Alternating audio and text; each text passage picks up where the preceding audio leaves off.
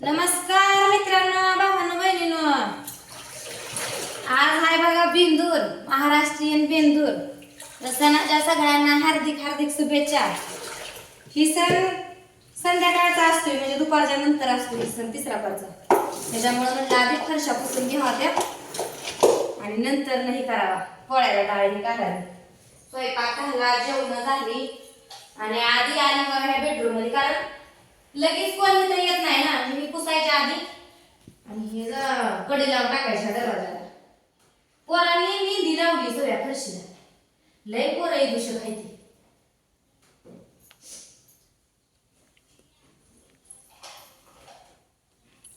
त्यात टाकले बाबा काय म्हणते ते फिनेल, ह्याच्यात टाकले पाणी.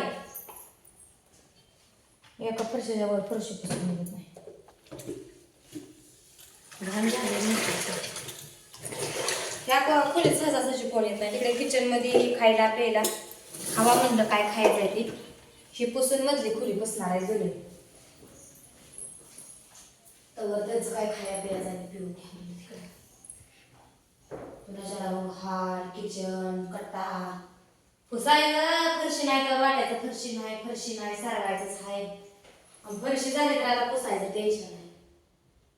डाग पाडते ती लेकर व सारवायचं होतं. एकदा सारवून काढलं 15-15 सारवायला लागलं. फरशीच लय अवघड झाले.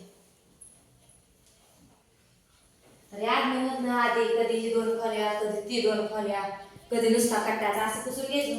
सरसकट सगळं पुसत नव्हतं सगळं आम्ही. हे थोडं ते थोडं करायचं. डाळ काय लय घालायची नाही, खात नाही ती कोण म्हणले पोळ्याला. म्हणले तर मी पोळी खात नसतो, अण्णा तर खात नाही आमचं. पुन्हा भाऊजी बी नाही म्हणल्या त्यांनी खाणार. मग कोण आम्ही दोघी पोरच अर्धा किलो ती थोडी उरवायची बांगलाशी नाही. किती वेळ लागतो मग थोडा सण करायला. पुन्हा मसरं धुयाची ती. आता मसराला अजून कधी उजाडतंय काय माहिती. बाजरी पाणी लावलं या. एकदा म्हणते ती धुया, पाणी चालू केलं त्याला. एकदा म्हणते ती तळ्याला न्यायची, पुडवायची, तिथं चोळून घ्यायची. त्यांच्या मनानं कसं होतं आपल्याला काय. ती म्हणते तिकडे जायचं, तळ्याला चला म्हणले जायचं तिकडे. तर म्हणलं आधी फरशापासून घ्या. ती गेली कपडे धुया. आपण फरशापासून घ्या. कुठलं तर करायचं आहे. सकाळी ती जनावरला वैरण बिरण घालून मी भाज्या केल्या. भाकरीला चालली तर वरती आलेली चूल पेटवली करते भाकरी. तिने भाकरी करूच तर जळान पडल्या सगळं आणून रुचले. एका ठिकाणी डिपो लावला. कुठलं नाही कुठलं करायला लागतंयच. लागतंय बघ जळान बी. काय काल ह्यांनी कसं काय की पडलं जळान. म्हणलं लागतंय. बाया करत नाही त्या चुलीवर स्वयंपाक, गॅसवरच करते त्या. पडले जळान. आता जाऊ गॅसवर केलं तर बाबा चहा पाणी भाज्या बिज्या तरी करावंच लागतं त्या. बघुली ही माहिती आहे काळी होती चुलीवर करायचं म्हणून.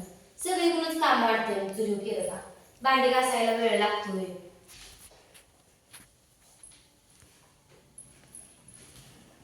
हे पुसायचं आलंय म्हणून तेवढं बरं आहे. नाही वाकून पाकून बरं जायचे. आणि वाकायला लागत नाही, पण तरी मी वागते. का तर डाग पडलेला दिसत नाही तर मला. उभा राहून काय दिसतंय कुठं डाग आहे तर कुठं नाही तर, म्हणून वागते मी.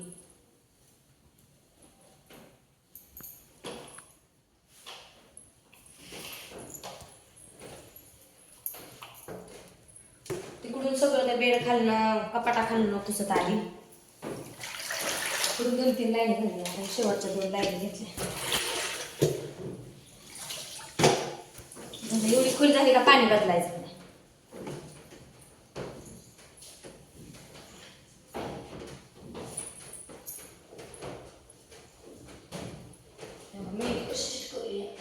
पोरं लय काम वाढवली. मोने चिटकवली. मोरीने चिटकून नाही तिने चिटकवली. पण वाढवली दिली पोरं काम. कोण का असं नाही. तिला वाटलं पोरं म्हणजे मी भीती काही म्हणून मुलीचं नाव सांगितलं. मी वैयक्तिक कुणाचं नाव घेतलं का तुमचं. पाय वाजले का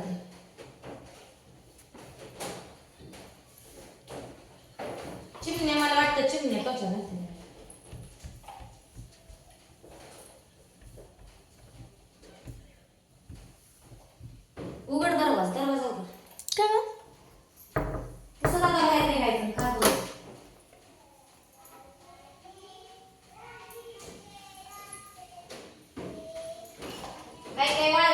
काढायला ती निघत नाही त्याला फिरून. आणि ते नकानं घासून काढायला.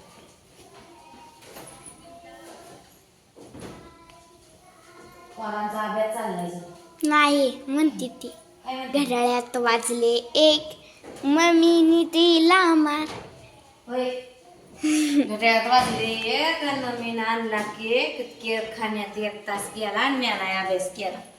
असं गाणं हाय ते. तू गेलीस शाळेला.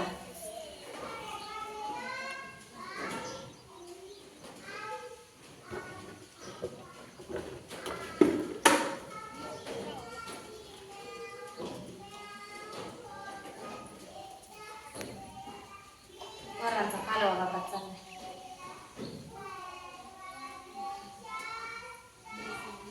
आमच्या गुडीचाच आवाज लय मोठा येतो.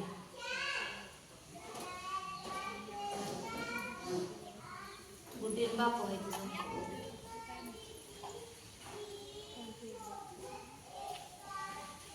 बघ तीन हरवली ताईची पिन म्हणती. पोरगी बघती किती हुशार आहे.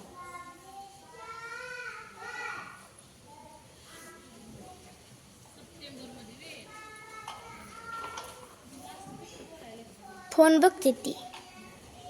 ती लावले या. फोनला हम्म. कुणाचा फोन घेतलाय काय पुरीनं? गुडी आहे कुणाचा फोनला लावलंय?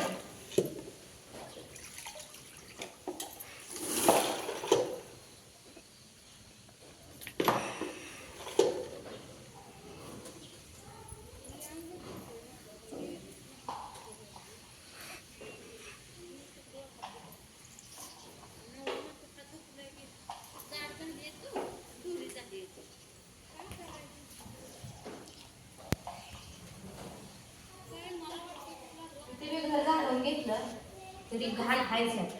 एवढी आली पुसत पुसत मी घड्या कपड्याची.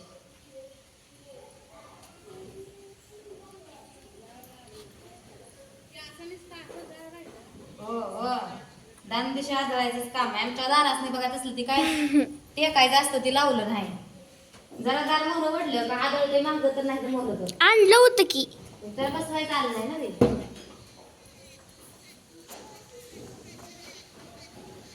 माग चिकटायचं पण असतं. ते बंगल्याचं असतंय. आपलं काय बंगलं आहे काय?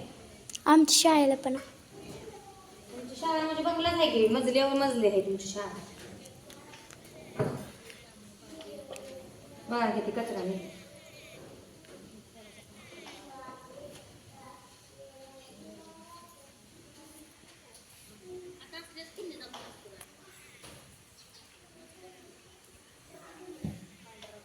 पोरासनी ती सुट्टी आहे बघा आज. आणि त्यामुळं जरा निवांतच चालू आहे. पोराने तर आता आंघोळ केली आहे. कवाच्या कवा उरका उरका उरका. त्यांना सुट्टी असली एका दिवशी निवांत असं वाटतंय. सकाळी ती भाजीला मिरची बारीक केली आहे आणि अशी हाताने मिरचू काढले. हाताला बघा हवा लागली का भडभड भडभड व्हायली. आग पडली. चुकून मी आता डोळ्याला हात चोळला. डोळ्या पण भडभड व्हायला लागला. साबणाने दुखलाय तरी जायला असं. आणि तू का घंटू. तर चला बघा बहिणीनं चालू आहे बघा अशी सणासुदीची तयारी. म्हणजे निर्मळ केल्याशिवाय तर सण कुठं करायचा. म्हणून म्हणलं आधी फरशा पुसावत्या पुन्हा डाळ घालायची. भेटू पुढच्या हिरवात. तोपर्यंत सगळ्यांना बाय बाय.